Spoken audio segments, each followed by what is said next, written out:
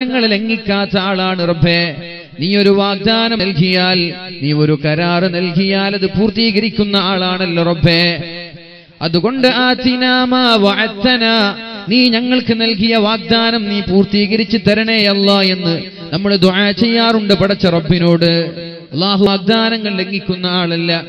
ഇന്നല്ലാഹ ലാ യുഖ്ലിഫുൽ മീആദ്, അല്ലാഹു അവന്റെ വാഗ്ദാനങ്ങൾ ലംഘിക്കൂല.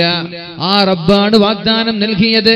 ഉദ്ഊനി, നിങ്ങൾ എന്ത് ആവശ്യമുണ്ടെങ്കിലും എന്നോട് ചോദിക്കണേ, അസ്തജിബ് ലക്കും, ഞാൻ നിങ്ങൾക്ക് ഉത്തരം തരാമെന്ന് അല്ലാഹു പരിശുദ്ധ ഖുർആനിൽ നമ്മോട് പഠിപ്പിക്കുമ്പോ എന്റെ പ്രിയമുള്ള സഹോദരന്മാരും സഹോദരിമാരും ആലോചിക്കേണ്ടത്, നമ്മുടെ വിഷമങ്ങളും നമ്മുടെ പ്രയാസങ്ങളും നമ്മൾ പറയേണ്ടത് അല്ലാഹുവിനോടാണ്. അല്ലാഹുവിനോട് പറഞ്ഞ അല്ലാഹു നമ്മൾക്ക് പരിഹാരം തരും. ഏത് വിഷയമാണെങ്കിലും ശരി, അതിൽ 100-ൽ 110% വിശ്വാസം നമ്മൾക്ക് വേണം. അല്ലാഹു ഇജാബത്ത് നൽകുമെന്നുള്ളൊരു വിശ്വാസം നമ്മൾക്ക് വേണം. നമ്മൾ ദുആ ചെയ്യാൻ, പക്ഷെ നമ്മൾക്ക് ഉത്തരം കിട്ടുമെന്നൊരു പ്രതീക്ഷയില്ല, അല്ലെങ്കിൽ ഒരു 90% പ്രതീക്ഷയുള്ളത്, ഉത്തരം കിട്ടൂല. അല്ലാഹു പറഞ്ഞു, അന ഇൻദ ളന്നി അബ്ദി ബി, എന്റെ അടിമ എന്നെ കുറിച്ച് എന്താണോ ചിന്തിക്കുന്നത്, എങ്ങനെയാണോ ചിന്തിക്കുന്നത്, അതുപോലെയാണ് ഞാൻ അവനോട് പെരുമാറുന്നത്. നമ്മൾ അല്ലാഹുവിനെ കുറിച്ച് ചിന്തിക്കുന്നത് പോലെ അല്ലാഹുവിനെ കുറിച്ച് നമ്മുടെ മനസ്സിന്റെ അകത്തലങ്ങളിലുള്ള ചിന്ത എന്താണ്? ദുആ ചെയ്താൽ ഉത്തരം നൽകുന്ന റബ്ബാണ്. ഞാൻ ദുആ ചെയ്താൽ അല്ലാഹു ഉത്തരം നൽകുമെന്നുള്ള വിശ്വാസം നമ്മൾക്കുണ്ടെങ്കിൽ അല്ലാഹു നമ്മൾക്ക് ഉത്തരം നൽകുക തന്നെ ചെയ്യും. ഇതും അല്ലാഹുവിന്റെ വാഗ്ദാനം തന്നെ.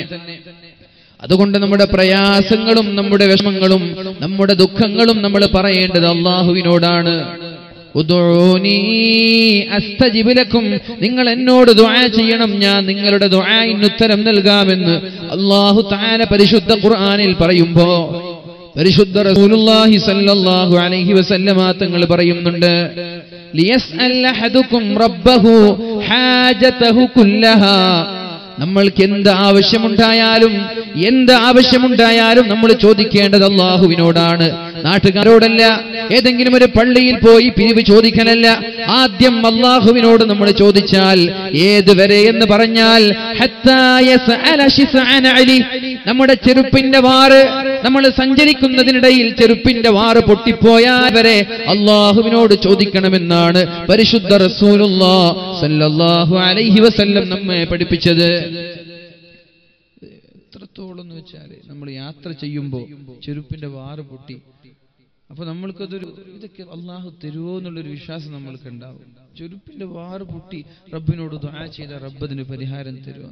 ആ സംശയം ഉള്ള കാലത്തോളം ഉത്തരം കിട്ടൂല. ഇത് പടച്ച ഹബീബ് പറഞ്ഞതാണ്. വമാ യാതിഖു അനിൽ ഹവാ ഇൻ ഹുവ ഇല്ലാ വഹ്യു യൂഹാ, ഇത് അല്ലാഹുവിന്റെ ഹബീബ് പറഞ്ഞ വചനങ്ങളാണ്. റസൂലുള്ളാഹി സ്വല്ലല്ലാഹു അലൈഹി വസല്ലം ഒരു കാര്യം പറഞ്ഞിട്ടുണ്ടെങ്കിൽ അത് സ്വേഷ്ടപ്രകാരം സ്വന്തം അഭിപ്രായം പറഞ്ഞതല്ല, അല്ലാഹു പറയാൻ പറഞ്ഞതാണ്. അല്ലാഹു പറയാൻ പറഞ്ഞ വിഷയങ്ങളെ 63 വർഷത്തിന്റെ കാലയളവിൽ അല്ലാഹുവിന്റെ ഹബീബ് പറഞ്ഞിട്ടുള്ളൂ. ആ പരിശുദ്ധ റസൂലുള്ളാഹി സ്വല്ലല്ലാഹു അലൈഹി വസല്ലമ തങ്ങളുടെ വളരെ മനോഹരമായ ഒരു ഹദീസാണിത്. ഏറെ പ്രതീക്ഷ നൽകുന്ന ഹദീസാണിത്. എന്താണ് അല്ലാഹുവിന്റെ ഹബീബ് പറഞ്ഞത്? ലിയസ്അൽ അഹദുക്കും റബ്ബഹു ഹാജതഹു കുല്ലഹാ, നിങ്ങളുടെ ജീവിതത്തിലുള്ള സകലമായ ആവശ്യങ്ങളും നിങ്ങൾ പറയേണ്ടത് സർവശക്തനായ ജഗന്നിയന്താവായ അല്ലാഹുവിനോടാണ്. ഏതുവരെ? നടന്നു പോകുന്ന വഴിയിൽ നമ്മുടെ ചെരുപ്പിന്റെ വാറോ വണ്ടിയുടെ ടയറോ ഒന്ന് പൊട്ടിപ്പോയാൽ വരെ അല്ലാഹുവിനോടാണ് നീ ആദ്യം ചോദിച്ചതെങ്കിൽ നമ്മൾ പ്രതീക്ഷിക്കാത്ത വഴിയിലൂടെ അല്ലാഹുവിന്റെ സഹായം ഉണ്ടാകുമെന്ന് പരിശുദ്ധ റസൂലുള്ളാഹ്.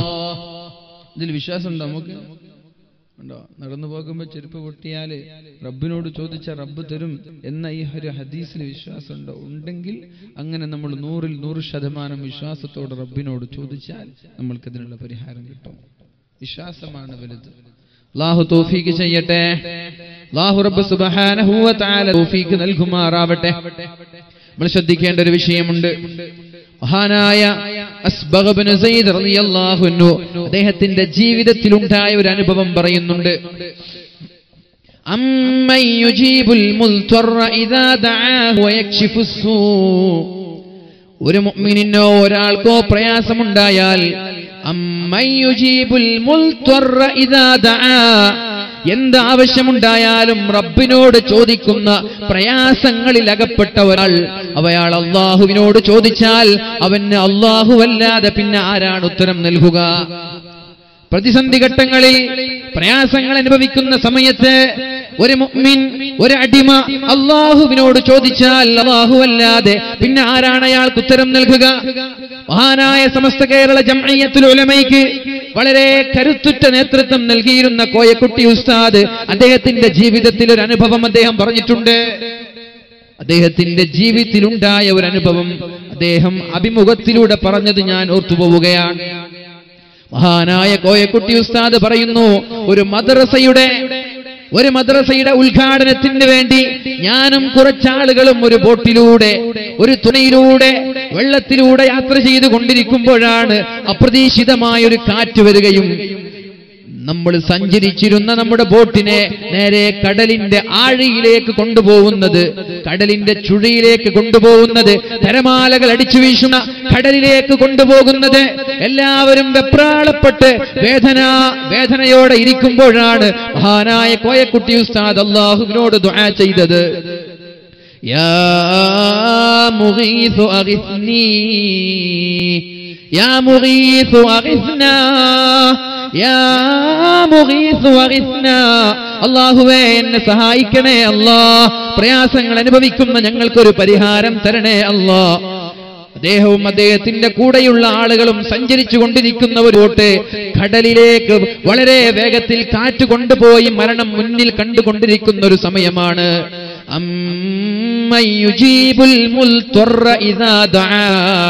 പ്രയാസം അനുഭവിക്കുന്ന ആളുകൾ, ദുരിതം അനുഭവിക്കുന്ന ആളുകൾ, പരീക്ഷണങ്ങളിലൂടെ ജീവിക്കുന്ന ഒരാളുകൾ അവര് പടച്ച റബ്ബിലേക്ക് കൈ ഉയർത്തിയാൽ അവർക്ക് അല്ലാഹുവല്ലാതെ പിന്നെ ആരാണ് ഉത്തരം നൽകുക? അത്ഭുതമെന്ന് പറയട്ടെ, മഹാനായ കോയക്കുട്ടി ഉസ്താദ് അദ്ദേഹത്തിന്റെ ജീവിതത്തിന്റെ അനുഭവം വിവരിക്കുന്നുണ്ട്. അത്ഭുതമെന്ന് പറയട്ടെ, കടലിന്റെ തീരത്തേക്ക് കൊണ്ടുപോയ നമ്മുടെ ഈ ബോട്ടിനെ അത്ഭുതമെന്ന് പറയട്ടെ, ഒരു കാറ്റ് കടന്നു വരികയും മറുകരയിലേക്ക് കൊണ്ടുപോവുകയും ചെയ്തു എന്ന് അദ്ദേഹം ഉദ്ധരിക്കുമ്പോ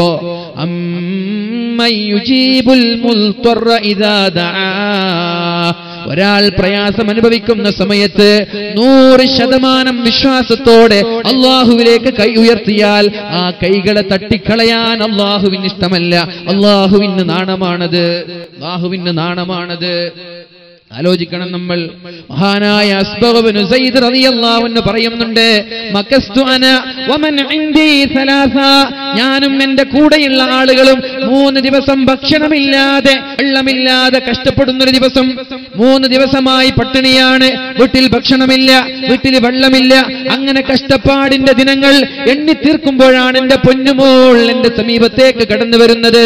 എന്നിട്ട് എന്നോട് പറഞ്ഞു, യാ അബതി, ഉപ്പാ പട്ടിണി സഹിക്കാൻ കഴിയുന്നില്ല ഉപ്പാ, വിശപ്പ് സഹിക്കാൻ കഴിയുന്നില്ല ഉപ്പാ. ആലോചിക്കണം നമ്മള്, നമ്മുടെ വീട്ടിലുള്ള നമ്മുടെ പിഞ്ചോമന മക്കൾ വിശപ്പ് സഹിക്കാൻ കഴിയാതെ വയറ്റത്ത് കൈവച്ചുകൊണ്ട് കരയുന്ന രംഗം നമ്മുടെ മനസ്സിലേക്ക് ഓർമ്മ വരണം. മഹാനായ അസ്ബഗ് ഇബ്നു സയ്യിദ് റളിയല്ലാഹു അൻഹു പറയുകയാണ്, 3 ദിവസമായി വെള്ളമില്ലാതെ ഭക്ഷണമില്ലാതെ കഷ്ടപ്പാടിന്റെയും ദാരിദ്ര്യത്തിന്റെയും ദിവസങ്ങൾ എണ്ണി തീർക്കുന്നതിനിടയിൽ എന്റെ പൊന്നുമോൾ എന്റെ സമീപത്തേക്ക് കടന്നു വന്നിട്ട് പറഞ്ഞു, ഉപ്പാ വിശക്കുന്നു ഉപ്പാ, ഒരു പരിഹാരം വേണം. എന്റെ വീട്ടിലൊന്നുമില്ല, അവിടെ നൽകാൻ വെള്ളമില്ല, ഭക്ഷണമില്ല, ഒന്നുമില്ല നൽകാൻ.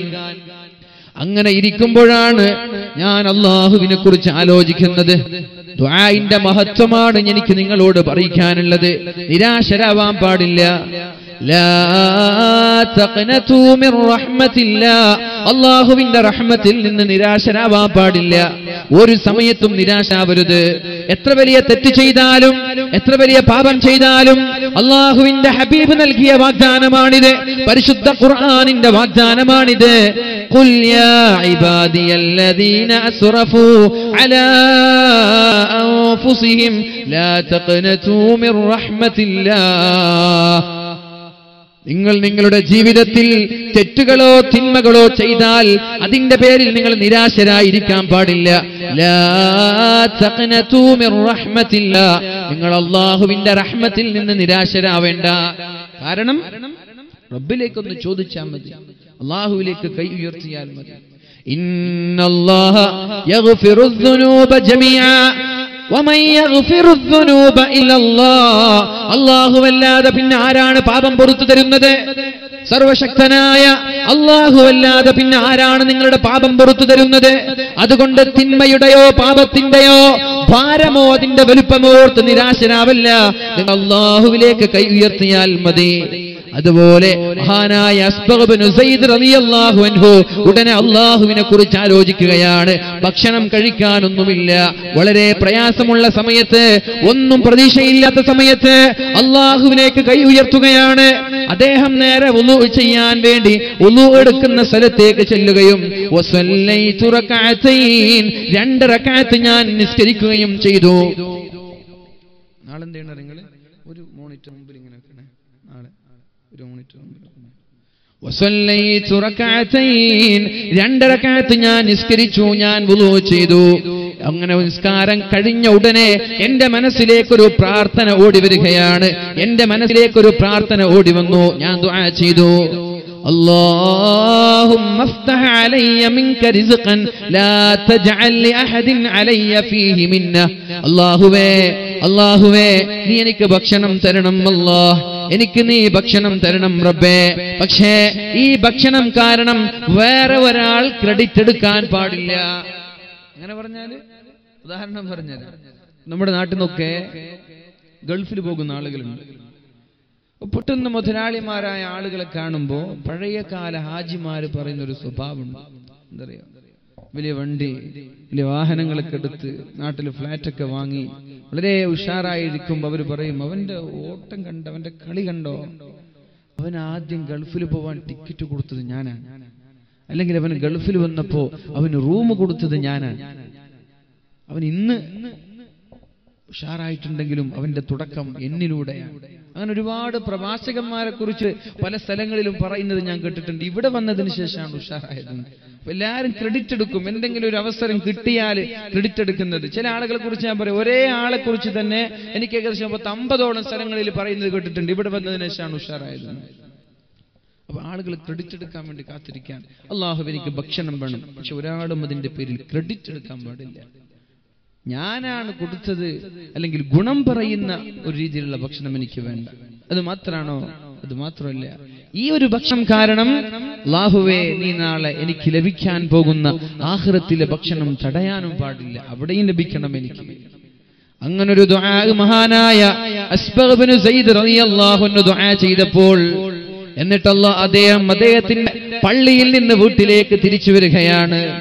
വുളൂ ചെയ്യുകയും 2 റകഅത്ത് നിസ്കരിക്കുകയും സർവശക്തനായ റബ്ബിനോട് ദുആ ചെയ്തു, അല്ലാഹുവേ എനിക്ക് ഭക്ഷണം തരണം അല്ലാഹ്, എന്റെ കുടുംബം പട്ടിണിയാണ്, എന്റെ മകള് പട്ടിണിയാണ്, എനിക്ക് ഭക്ഷണം തരണമെന്ന് പറഞ്ഞു. പള്ളിയിൽ നിന്ന് വീട്ടിലേക്ക് വരുമ്പോഴാണ് എന്റെ പൊന്നുമോൾ, എന്റെ വലിയ മകൾ എന്റെ സമീപത്തേക്ക് കടന്നു വന്നിട്ട് പറഞ്ഞത്, യാ അബീ, ഉപ്പാ, ഒരാള് വീട്ടിലേക്ക് വന്നിട്ടുണ്ട്, ഒരാള് വീട്ടിലേക്ക് വന്നിട്ടുണ്ട്. യഖൂലു ഇന്നഹു അമ്മീ, യഖൂലു ഇന്നഹു അമ്മീ, നിങ്ങളുടെ സഹോദരനാണെന്ന് പറഞ്ഞിട്ടാണ് വീട്ടിലേക്ക് വന്നത്, നിങ്ങളുടെ സഹോദരനാണെന്ന് പറഞ്ഞിട്ടാണ് വീട്ടിലേക്ക് വന്നത്. അങ്ങനെ ഒരാൾ വീട്ടിലേക്ക് വരികയും അയാളുടെ കയ്യിലൊരു സഞ്ചിയുണ്ട്, ആ സഞ്ചിയിൽ ഒരുപാട് ദിർഹമുകൾ, ഒരുപാട് വീട്ടിന്റെ ഭക്ഷണത്തിന്റെ ആവശ്യമായ കാര്യങ്ങൾ, കറി വെക്കാനും ഭക്ഷണം ഉണ്ടാക്കാനും പാചകം ചെയ്യാനുമുള്ള ധാന്യമണികൾ, ഇങ്ങനെ വീട്ടിലേക്ക് ആവശ്യമായ വലിയ ഒരു സഞ്ചിയുമായി ഒരു സഹോദരൻ വന്നു. എന്നിട്ട് എന്നോട് പറഞ്ഞു, ഇഖ്റഊ അഖി സലാം, എന്റെ ജ്യേഷ്ഠൻ വന്നാൽ ജ്യേഷ്ഠനോട് സലാം പറയണേ, എന്റെ സലാം പറയണം എന്ന് പറഞ്ഞു. അതുമാത്രമല്ല, നിങ്ങൾക്ക് എന്തെങ്കിലും ഒരു പ്രയാസമുണ്ടായാൽ, ഇദഹ്തജ്ത ഇലാ ഷൈഇൻ, എന്തെങ്കിലും ഒരു ആവശ്യം ജീവിതത്തിൽ ഉണ്ടായാൽ, ഫദ്ഉ ബിഹാദ ദുആ, ഇന്ന് നിങ്ങളുടെ പിതാവ് പള്ളിയിൽ വെച്ച് ചെയ്ത ദുആ തന്നെ ആവർത്തിക്കട്ടെ എന്ന് പറഞ്ഞുകൊണ്ട് അയാൾ തിരിച്ചുപോയി എന്ന് വീട്ടിലേക്ക് വന്ന പിതാവിനോട് പറഞ്ഞപ്പോ മഹാനായ അസ്ബഗ് ഇബ്നു സയ്യിദ് റളിയല്ലാഹു അൻഹു പറഞ്ഞു, വല്ലാഹി മാ കാന ലി അഖുൻ ഖത്തു, എനിക്ക് അങ്ങനെ ഒരു സഹോദരൻ ഇല്ല. അങ്ങനെ ഒരു സഹോദരൻ എനിക്കില്ല. സഹോദരൻ ഉണ്ടെങ്കിലല്ലേ എന്റെ സഹോദരൻ എന്ന് പറയും. എനിക്കങ്ങനെ ഒരു സഹോദരനില്ല. അദ്ദേഹം പറയാണ്, വല്ലാഹി മാ കാന ലി അഖുൻ ഖത്തു, എനിക്കങ്ങനെ ഒരു സഹോദരനില്ല. വലാ അഅരിഫു മൻ കാന ഹാദൽ ഖായിൽ, ഇത് ആരാണ് പറഞ്ഞതെന്നും എനിക്കറിയില്ല. ആരാണ് വന്നതെന്നറിയില്ല, ആരാണ് പറഞ്ഞതെന്നറിയില്ല, ആരാണ് വീട്ടിലേക്ക് ദിർഹമുകൾ ഭക്ഷണത്തിന്റെ പദാർത്ഥങ്ങളുമായി കടന്നു വന്നതെന്ന് എനിക്കറിയില്ല. പക്ഷേ വലാകിന്നല്ലാഹ അലാ കുല്ലി ശൈഇൻ ഖദീർ, അല്ലാഹു സർവശക്തനാണല്ലോ, എല്ലാം അല്ലാഹുവിന് സാധിക്കുമല്ലോ. അതാണ് അല്ലാഹു പറഞ്ഞത്, അമ്മൻ യുജീബുൽ മുൽതറ ഇദാ ദആ, എന്തെങ്കിലും ആവശ്യമുണ്ടാകുമ്പോൾ അല്ലാഹു